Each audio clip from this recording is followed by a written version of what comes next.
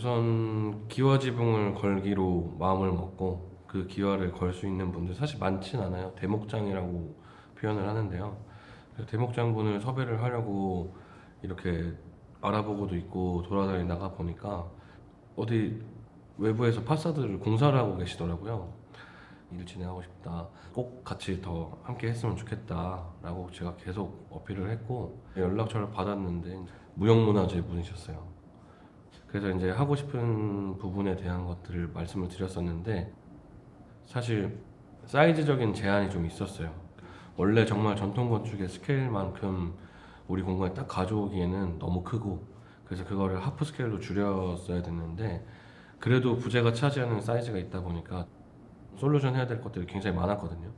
저는 그거를 제가 가지고 있는 디테일과 합쳐서 좀 이전에 안 해보셨던 것들을 만들어서 지붕을 띄워보자 라고 얘기를 했었는데 되게 흔쾌히 또 새로운 작업에 임해주셔서 되게 좋았고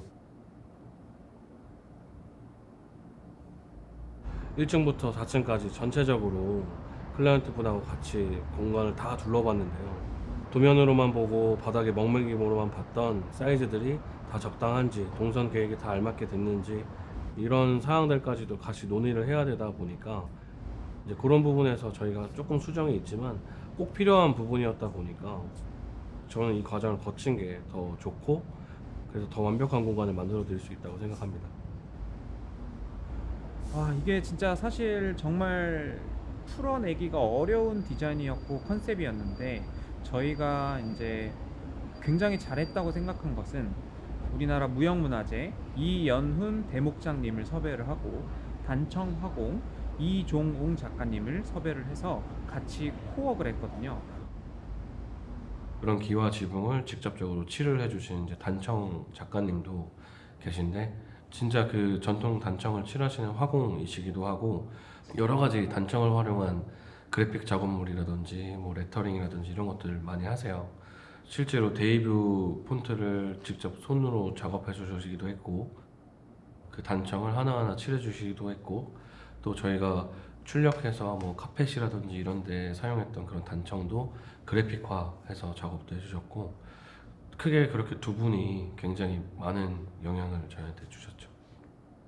이 나무 부재 위에다가 그림이라는 하나의 보호막을 만들어서 습기로부터 보호하고 병충해로부터 지켜내고자 시작하게 되었습니다.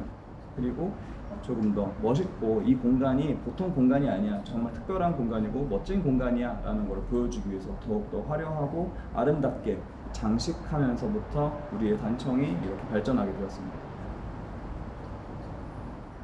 실제로 그려지고 있는 단청도 그렇지만 이 데이뷰를 찾아주시는 많은 고객님들께서 보통 공간이 아니니까 이곳은 아름다움을 위해서 오시는 공간이니까 가장 중요했던 여성이 살았던 교태전을 모티브로 디자인을 시작하게 되었습니다. 궁에 가야, 절에 가야, 국가유산에 다가가야만이 볼 수 있는 전통 예술 중에 하나였습니다. 그러나 현대인들이 이 단청을 일상생활 속에서 만날 수 있는 기회를 마련할 수 있겠구나라는 생각에 되게 기대가 컸습니다. 물론 실제로 외부에 취해지는 것이 그동안의 단청의 역할이기는 했었죠. 내부에 있으나마라도 이렇게 사람들에게 보여지고 어떤 이목이 집중되는 공간에 있는 것이 되게 좋은 타협이라고 생각을 하고 있습니다.